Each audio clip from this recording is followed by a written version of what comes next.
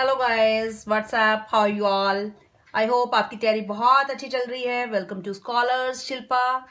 बहुत से बच्चों ने मेरे को बार बार कहा about unification.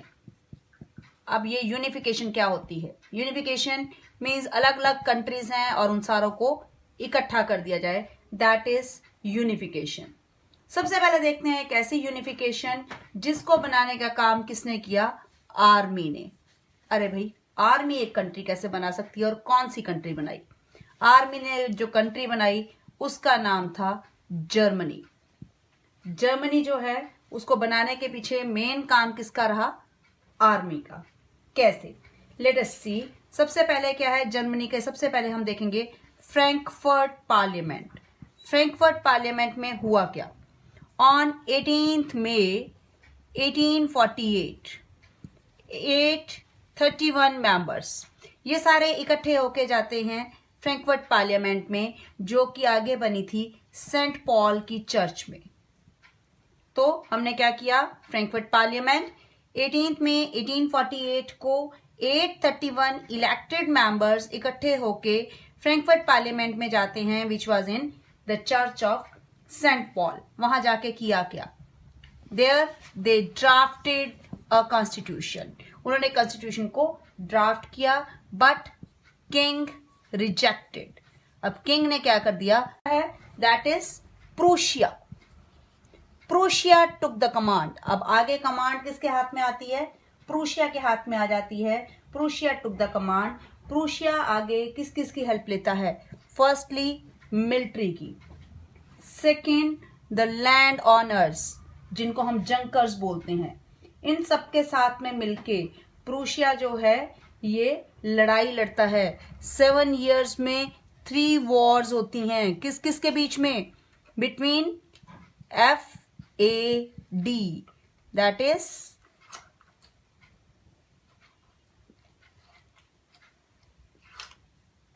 France, Austria and Denmark. तो इस सारे में प्रूशिया जीत जाता है।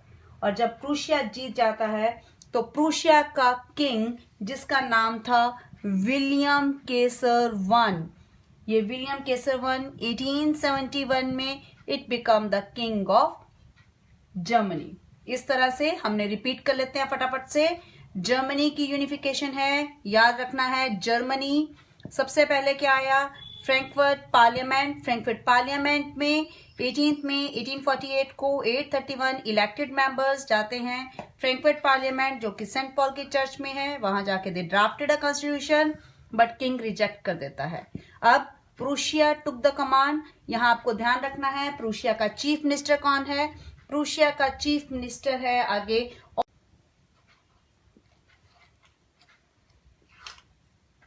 France, Austria and Denmark. तो इस सारे में प्रूशिया जीत जाता है। और जब प्रूशिया जीत जाता है तो प्रूशिया का किंग जिसका नाम था विलियम केसर वन, ये विलियम केसर वन 1871 में it become the king of Germany. इस तरह से हमने रिपीट कर लेते हैं फटाफट से। जर्मनी की यूनिफिकेशन है, याद रखना है जर्मनी। सबसे पहले क्या आया? Frankfurt parliament. फ्रैंकफर्ट पार्लियामेंट में 18 मई 1848 को 831 इलेक्टेड मेंबर्स जाते हैं फ्रैंकफर्ट पार्लियामेंट, जो कि सेंट पॉल की चर्च में है। वहां जाके they drafted a constitution, but king reject कर देता है। अब प्रूशिया टुक द कमांड। यहां आपको ध्यान रखना है प्रूशिया का चीफ मिनिस्टर कौन है? प्रूशिया का चीफ मिनिस्टर है आगे Otto von Bismarck. Otto VON von Bismarck, जिसको आप ये कह सकते हो कि मेन आर्किटेक्ट है इस यूनिफिकेशन के लिए। अब ये और साथ में मिलता है मिलिट्री के और लैंड ऑनर्स के, जिनको बोलते हैं जंकर्स।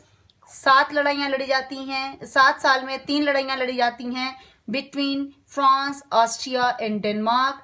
प्रूशिया जीत जाता है और प्रूशिया का किंग विलियम केसर वन 1871 में किंग बन जाता है जर्मनी का। इसके साथ ही आपकी जर्मन की यूनिफिकेशन पूरी होती है। Late us start with the next, that is Italy. What about Italy? Italy में हमने 4 ही लोगों का रोल करना है। जिसमें से 2 तो जी से हैं, जियोसिपी मैजिनी, जियोसिपी गरीबाल्दी। एक हमारा आ गया हमारा यहां का इटली का chief minister, that is king, that is Victor Emmanuel second. और एक इसका चीफ मिनिस्टर आ जाएगा जिसका नाम है Cavour. Firstly Giuseppe Mazzini. Mazzini कौन है? जियोसिपी मैजिनी बेसिकली कार्बोनरी का मेंबर था। कार्बोनरी एक सीक्रेट सोसाइटी है जिसका ये मेंबर है, और इसने खुद 2 सीक्रेट सोसाइटीज बनाई। पहले का नाम था यंग इटली और दूसरे का नाम था यंग यूरोप। यंग इटली जो था ये मार्सेलिस में बनी थी, यंग यूरोप बर्न में बनी थी। जियोसिपी मैजिनी से इतना खतरा था कि इसको 24 साल की एज में ही एग्जाइल दे दिया गया, और इवन इसके लिए मैटरनिश ने कहा he was the most dangerous enemy of our social order. अब जियोसिपी गरीबाल्दी। जब जियोसिपी मैजिनी ने अपनी सीक्रेट सोसाइटीज बनाई तो जियोसिपी गरीबाल्दी इन सीक्रेट सोसाइटीज के इन्फ्लुएंस में आया। जियोसिपी गरीबाल्दी जो कि बेसिकली एक सेलर था, और इसने अपनी एक फौज खड़ी कर दी थी ऑलमोस्ट 18,000 लोगों की। एंड इनको हम हीरो ऑफ रेड शर्ट्स भी बोलते हैं। लोग इतनी बात मानते थे इसकी कि जब वो कहते थे लॉ इटालिया, लॉ इटालिया, मजे की बात है, उनको पता ही नहीं था इटालिया है कौन। उनको लगता है शायद इटली की वाइफ है जिसके लिए हम काम कर रहे हैं, ये नहीं पता इटली माता की बात कर रहे हैं। ये कोई इटली के राजा की वाइफ तंग नहीं हो रही, लेकिन ये इटली के राजा की बात कर रहे हैं। बेसिकली इटली जो है ये 7 प्रिंसली स्टेट्स में बटी हुई थी, जिसमें से सर्दानिया पिडमोंट जो था it was ruled by Italian house. अब यहां का चीफ मिनिस्टर आ गया कैवर। कैवर के लिए कहा जाता है he was neither a revolutionary nor a diplomat, he was neither a revolutionary nor a Democrat, he was a diplomat. बहुत ही डिप्लोमैट था। डिप्लोमैट मीन्स बहुत ही चालाक चतुर था। इसने बहुत सारी कंट्रीज के साथ अपने अलायंस किए। जितनी बढ़िया से ये अपने फ्रेंच बोलता था उससे बढ़िया इटालियन बोल लेता था। बहुत सारी लैंग्वेजेस इसको आती थी।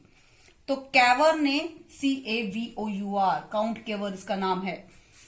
तो कैवर जो कि सर्दानिया पिडमोंट स्टेट का चीफ मिनिस्टर था, इसने भी इटली को यूनिफाई करने में बहुत इंपॉर्टेंट रोल प्ले किया। नेक्स्ट आ गया हमारा Victor Emmanuel second. Victor Emmanuel second last में जो सर्दानिया पिडमोंट का मेन हेड था वही इटली का राजा बना, और इस तरह से इटली जो थी एक कंट्री बन गई इन द ईयर 1861। हेंस शुरू से Italy which was actually 7 princely house थे, जिसमें Sardinia Piedmont was ruled by Italian princely house. पहला आ गया रोल ऑफ मैजिनी। मैजिनी जो खुद एक सीक्रेट सोसाइटी कार्बोनरी का मेंबर था, जिनेवा में इसका बर्थ हुआ था। इसने 2 सीक्रेट सोसाइटीज बनाई, young Italy and young Europe. 24 साल की एज में था जब इसको एग्जाइल दे दिया गया, क्योंकि उनको ये लगता था कि ये बहुत ही डेंजरस है हमारे लिए। देन गरीबाल्दी जो कि जिसको हम हीरो ऑफ रेड शर्ट्स कहते हैं, ये जियोसिपी मैजिनी के इन्फ्लुएंस में आया और इसने 18,000 वॉलंटियर्स की अपनी एक सेना तैयार कर ली थी। Cavour the chief minister of Italy, जिसने सबसे बड़ा रोल प्ले किया। He was neither a revolutionary nor a Democrat, he was a diplomat, और अपने डिप्लोमेटिक अलायंस के साथ इसने बहुत सारी कंट्रीज को अपने साथ जोड़ लिया। In the end that is Victor Emmanuel second. जो let us start with Britain. Britain जिसको आप यूके भी बोलते हैं। This is very strange case, बहुत ही अजीब केस है। अरे भाई यूनिफिकेशन तो हुई, एक देर से तो बना। स्ट्रेंज क्या है?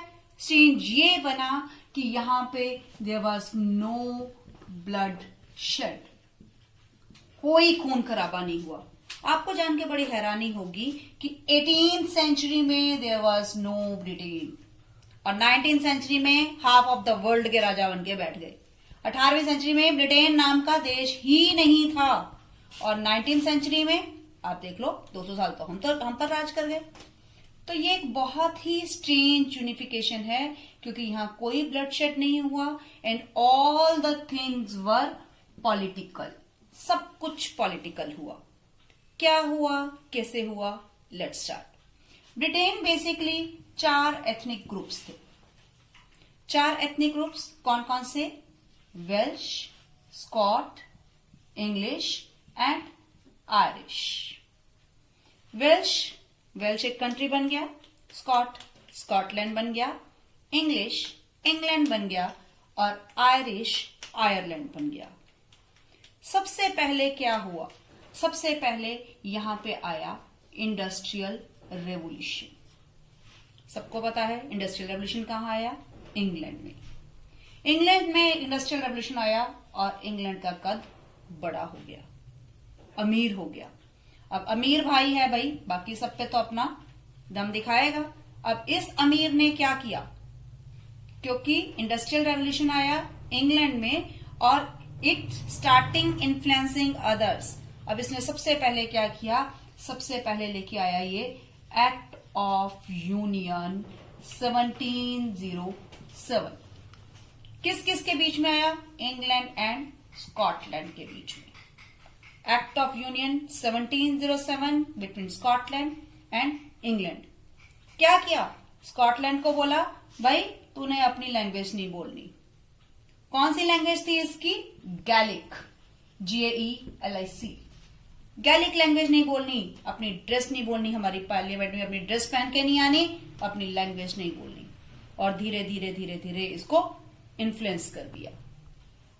आयरलैंड की बेचारे की किस्मत भी सेम ही रही।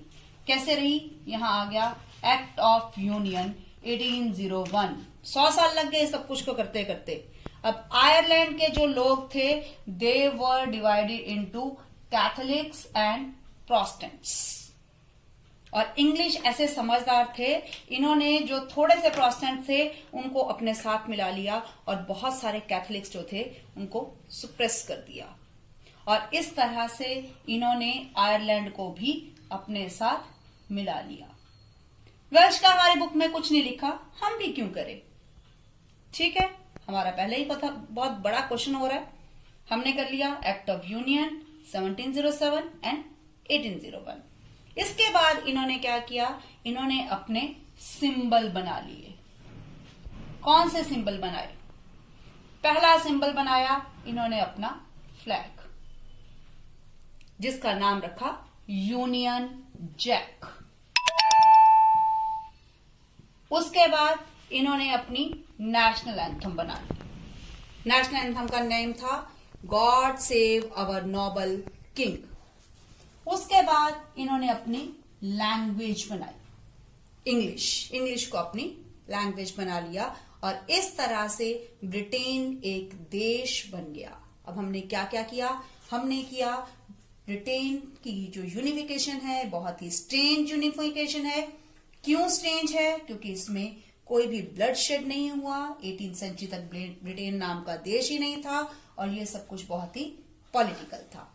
क्या था? ब्रिटेन में 4 एथनिक ग्रुप्स थे, वेल्श, स्कॉट, इंग्लिश, आयरिश। सबसे पहले इंडस्ट्रियल रेवोल्यूशन आया। कहां आया? इंग्लैंड में। इस इंडस्ट्रियल रेवोल्यूशन की वजह से इंग्लैंड अमीर हो गया और इसने बाकियों पे इन्फ्लुएंस करना शुरू कर दिया। पहला इन्फ्लुएंस आया एक्ट ऑफ यूनियन 1707, जो कि इंग्लैंड एंड स्कॉटलैंड के बीच में था, जिसमें स्कॉटलैंड अपनी ड्रेसेस नहीं पहन सकते थे, अपनी लैंग्वेज नहीं बोल सकते थे।